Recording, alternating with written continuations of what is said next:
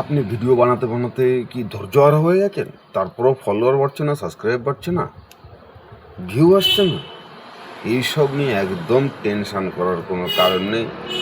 কারণ এখন চলে এসছে তোমাদের প্যারাসিটামল ট্যাবলেট প্লাস অ্যান্টিবায়োটিক, সাথে গ্যাসের ওষুধ ফ্রি।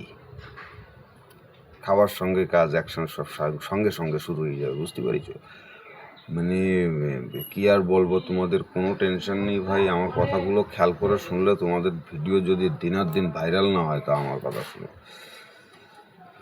তা শোনো, অত বেশি বকচুদি না করে কাজের কথায় চলে আসা যাক। কাজের কথাটা কি, আমরা যখন ভিডিও করি মানে ওটাকে কি কাজ মনে করে করি, নাকি মানে বালচাল কিছু একটা বানিয়ে ছেড়ে দিলাম দু চার, আরে বাবা এই এরকম?